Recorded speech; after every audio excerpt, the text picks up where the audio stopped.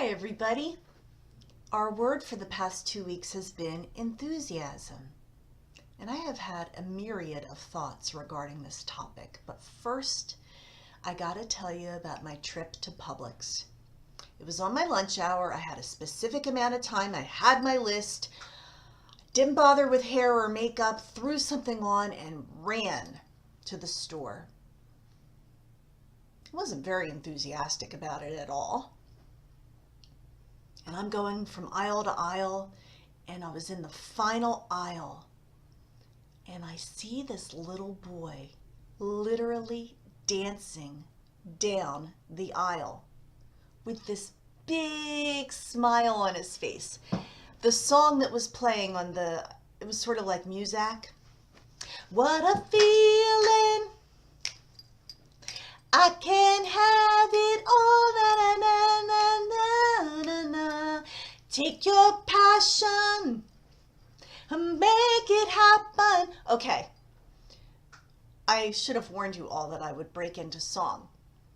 And the thing is, it's a fun song, but I would never think to break out in the middle of the aisle at Publix, dancing like that and singing and smiling like that. And I just stopped what I was doing and I looked at that little boy and I just smiled at him.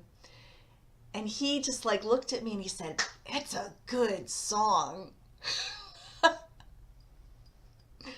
think he had to be about 10 years old. And I thought, that perfectly embodies the word enthusiasm. That childlike freedom where you're not overthinking it. You're not talking yourself out of the things that you're excited about because you've had too many disappointments in the past. Oh, could we all get back to that? Isn't it interesting that when something comes up, we immediately are enthusiastic? And then we start to entertain thoughts that try to talk us out of our enthusiasm. Perfect example. I'm so excited that on August 11th, I get to do my very first workshop here in Sarasota. It's all about raising your vibration, and it's a self-assessment so you can course correct. And this is a class I've taught successfully at least 10 times all around the country. And here it is, Sarasota. And I was so excited. It was actually a goal of mine to do a public workshop here in my own backyard. The difference is, every time I've given this workshop before, it's been someone else's responsibility to fill the seats. And I've had 500 people in the audience when I've done it. I have 80 seats on August 11th, and I have no idea if anyone is going to show up. And the mere thought wants to suck all of the enthusiasm out of me. And it causes me to say, is it the doing of what you love to do? Or is the measure of success how many people show up? Well, I really do want a lot of people to show up. I want it to be standing room only. But whether it is or whether it isn't shouldn't dampen my enthusiasm because it's something I really wanted. So why would I talk myself out of it? And why do we talk ourselves out of it? And the reason why is that little voice in our head that says, don't get your hopes up because then you won't be so disappointed. And all we're doing is setting ourselves up for failure. So I think staying in a place of enthusiasm involves making a decision to be like that little boy. That when the music moves you, dance and sing. And when an idea comes to you and you act on it, keep going with it and don't talk yourself out of it or think of all the what ifs that could go wrong. Stay in that childlike place of wonder. I'm saying that to myself too, because you know what? Life is just too darn short to waste worrying. It's worrying that saps your enthusiasm. And does it change one thing? No. However, enthusiasm is infectious. Just being in the presence of that little boy changed my whole vibe that day and taught me a lesson.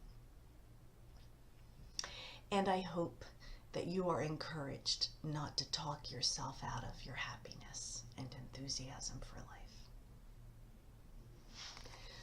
So I'm focusing on this childlike approach to life. And I'm also asking now for a word for all of us. What do we need to help guide our path for the next 2 weeks? So Holy Spirit, guide my fingers into the bag. And the answer is this.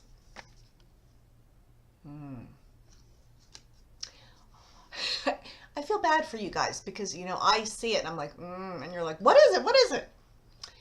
Authenticity, which is really an interesting follow-up word because, for years I lived a falsely enthusiastic life. I was trying to fake it till I made it. And while my intentions were good, people can smell a fake a mile away. And I finally came to terms with being true to myself. So here's a great example as well. When you're not feeling enthusiastic, if you're feeling like your vibe is low, don't try to lie to yourself and say that you're fine, because that doesn't help anything. I attended a seminar last week, and my new mentor friend, Joan Volpe, said something powerful. She said, if you can feel it, you can heal it. And if you won't allow yourself to feel it, you can't get healed from it. So being true to yourself. I'm going to take this word authenticity and go back and consider where I may have gotten off track and lost that childlike wonder. Maybe there's that little child in all of us that needs to be healed a bit. When we were free and someone squashed us like a cockroach. Where we were told, settle down. When we learned to control our zest for life. I want to authentically live in that place of joy. Because how can I be a purveyor of joy to people, which is my goal and dream, my calling, if I don't have it myself? So being true to who we are, being honest about how we feel, and then taking steps to feel better. How you feel is really important, and if you feel yucky, maybe you just need a nap. Or maybe you need to get a mani-pedi. Or maybe you need a cookie. Sometimes it's not some huge spiritual answer to get you back to feeling good. Maybe it's running into a little boy dancing to Irene Cara and the theme from Flashdance in Publix.